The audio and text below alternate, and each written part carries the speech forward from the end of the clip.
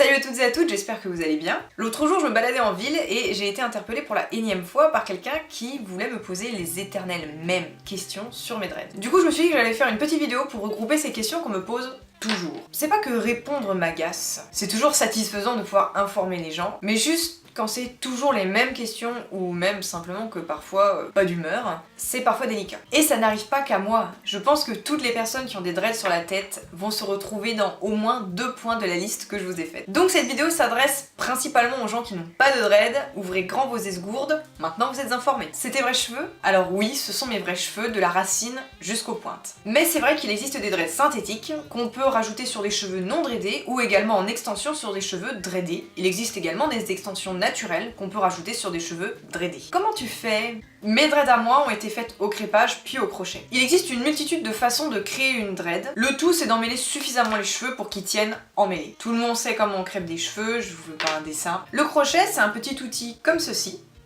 qui est en fait légèrement recourbé au bout, qui permet de prendre les cheveux de l'extérieur pour les rentrer vers l'intérieur pour emmêler les petits cheveux sur eux-mêmes. Ça permet de faire une dread compacte et à mon sens c'est le rendu le plus propre. Et si un jour tu en veux plus, tu rases?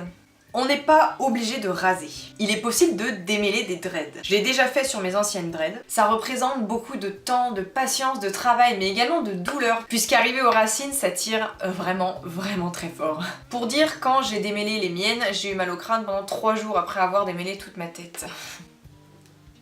J'ai mis une semaine entière pour démêler une dread, sachant que j'en avais très peu à l'époque. Bien sûr, plus les dreads sont vieilles, plus elles sont difficiles à démêler. Moi j'avais gardé les miennes 1 an avant de les démêler. En ce qui me concerne, pour répondre à la question, si un jour je veux plus de mes dreads, je suis pas sûre d'avoir à nouveau le courage de les démêler, je pense que je raserai. Et comment tu les laves? Alors là, cette question-là...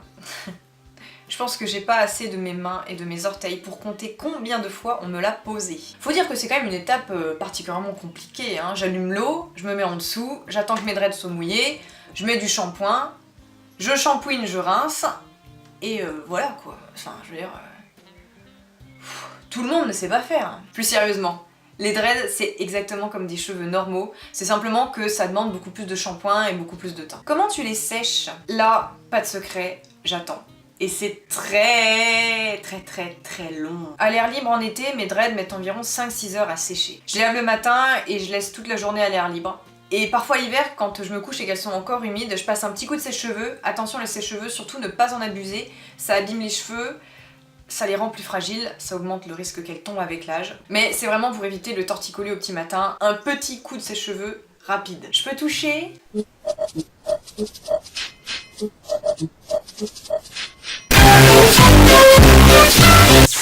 Alors sachez qu'en général j'accepte, mais que vraiment ça me fait chier. Et tes cheveux ils poussent toujours? Ils poussent comment? Oui, mes cheveux poussent toujours. Et non, ils ne poussent pas par les pointes. Ils poussent exactement comme des cheveux normaux, c'est-à-dire par la racine. Sauf que mes cheveux s'en mêlent en général directement de la racine vers la dread, ce qui me permet de continuer à avoir des dreads. Tous ne se mêlent pas à la dread, ce qui fait qu'il faut les retaper régulièrement, une fois tous les 6 mois, grand maximum. Est-ce que c'est lourd? Alors... oui et non. Détachées, les miennes ne sont pas assez longues pour qu'elles pèsent vraiment lourd. En revanche, quand elles sont attachées, et je dirais en particulier en chignon, quand je suis penchée sur mon ordinateur ou par exemple sur mes cours, ça a tendance à vraiment me tirer dans la nuque. Également quand elles sont gorgées d'eau, c'est vraiment lourd. Est-ce que c'est sale? Non, non, non et non. Les dreads, c'est comme des cheveux normaux. Si elles sont entretenues et lavées, c'est propre. D'ailleurs, mes dreads sont sûrement beaucoup plus propres que la plupart des gens qui m'ont posé cette question-là. Mais tu fumes? Tu prends de la drogue? Cette question-là, je l'ai mise parce que c'est pas directement une question sur mes dreads, mais disons qu'il y a un rapport. Non, non, non. C'est un cliché très populaire et très ancré dans la tête des gens. Avoir des dreads égale fumer. C'est surtout avec l'idée que les dreadeux sont tous des rastas. Alors bon, c'est assez agaçant pour ceux qui sont rastas et pour ceux qui n'y sont pas également. Le rastafarisme c'est quand même une religion, avec une façon de penser, une façon de vivre, et dont fumer fait partie pour se rapprocher de Dieu. N'est pas rasta qui veut, c'est vraiment quelque chose qui est essentiel à retenir. Et puis s'il suffisait d'avoir des dreads pour se droguer, je pense que ça se saurait. C'est la fin de cette vidéo, j'espère qu'elle vous aura plu. Comme toujours, n'hésitez pas, un pouce bleu, un commentaire, partagez la vidéo, et également abonnez-vous pour me soutenir. Chaque nouvel abonné, c'est une personne en moins qui me pose des questions débiles. Allez, salut!